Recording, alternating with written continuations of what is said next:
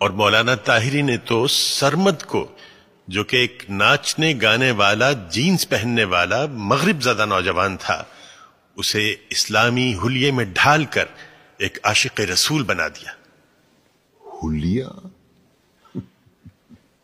اسلامی حلیہ اور گانا بجانا یعنی موسیقی، دونوں بہت اہم موضوع چھیڑ دیے ہیں آپ نے۔ پہلے آئیے موسیقی کی طرف۔ دلائل کا ایک انبار ہے میرے پاس موسیقی کے حق میں، لیکن میں صرف ایک دلیل دینا چاہتا ہوں جس کے بعد دوسری کوئی دلیل ہو ہی نہیں سکتی۔ آپ یہ بتائیے کہ آج تک دنیا میں پیغمبر کتنے اتارے گئے؟ جی 1,24,000۔ اور ان 1,24,000 میں سے کتابیں کتنوں پہ نازل ہوئیں؟ جی صرف 4 پر۔ گویا یہ تو طے ہو گیا کہ یہ 4 باقی 1,23,996 پیغمبروں سے زیادہ برگزیدہ ہیں۔ بے شک۔ ان 4 کو اللہ نے معجزے عطا کیے۔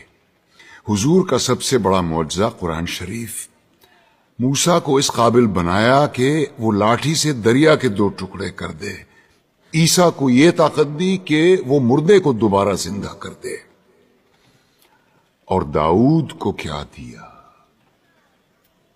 موسیقی، ایسی سریلی آواز اور راگوں اور سازوں پر اتنا عبور کہ سر لگائیں تو پہاڑ ساتھ گانے لگے، دنیا جہان کے پرندے مدہوش ہو کے آواز کی جانب کھنچے چلے آئیں۔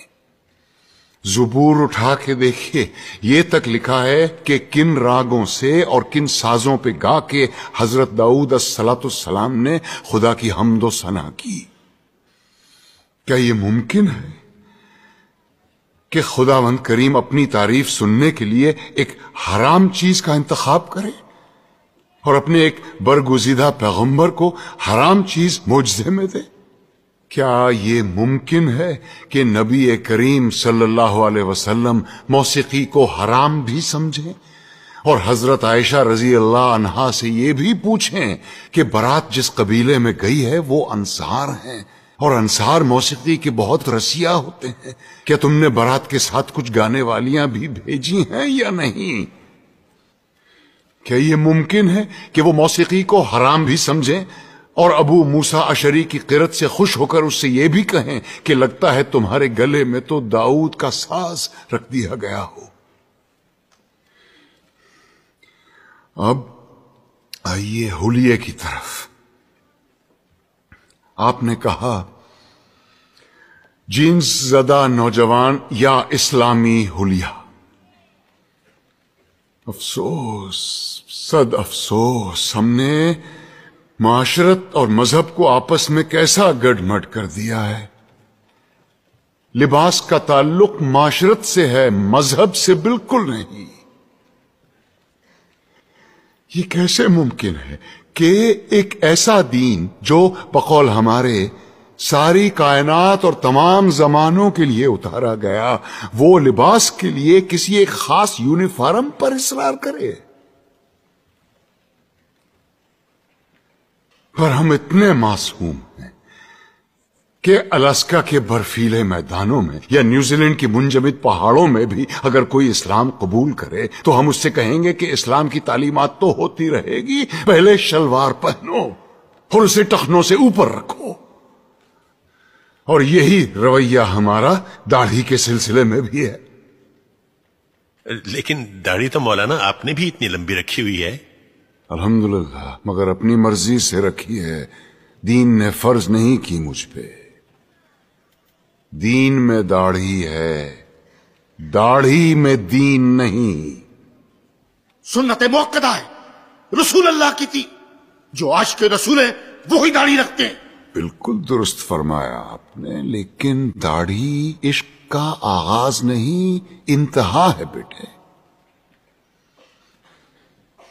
عشق جب انتہا کو چھوتا ہے تو عاشق کا جی چاہتا ہے کہ وہ بھی دکھنے میں اپنے محبوب جیسا بن جائے۔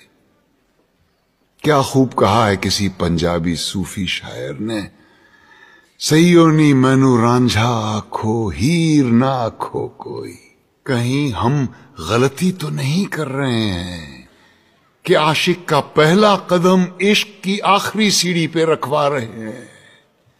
کیا وجہ ہے بیٹے کہ اتنے لمبی لمبی داڑھیوں والے 3-3 4-4 حج کیے ہوئے حاجی صاحبان اسمگلنگ کرتے یا جھوٹ بولتے عام نظر آتے ہیں؟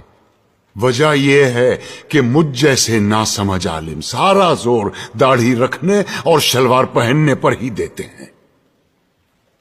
کہیں ہم غلطی سے عاشق رسول کے بجائے عاشق ابو جہل تو نہیں پیدا کر رہے ہیں؟ کیونکہ داڑھی تو ابو جہل کے بھی تھی، لباس بھی وہی تھا جو رسول اللہ زیب تن فرماتے تھے. ترتیب الٹی ہے بیٹے. پہلے ظاہر نہیں، پہلے باطن کو ٹھیک کرو. اندر آگ لگاؤ، باہر خود بخود آئے گی. ورنہ یہی ہوگا کہ لوگ حرام کی کمائی جیب میں ڈالے حلال گوشت کی دکان ڈھونڈتے پھر رہے ہوں گے. اسلام یا میوزک اور اسلام یا پتلون میں سے یا نکال دو. یہ مت بھولو کہ اس ملک میں اسلام کی سب سے زیادہ خدمت 2 ایسے آدمیوں نے کی ہے جن کے داڑھی بھی نہیں تھی اور جو کوٹ پتلون پہنا کرتے تھے، محمد علی جناح اور علامہ اقبال. آج تم بڑے فخر کے ساتھ ان دونوں کے نام کے ساتھ رحمت اللہ علیہ لکھتے ہو.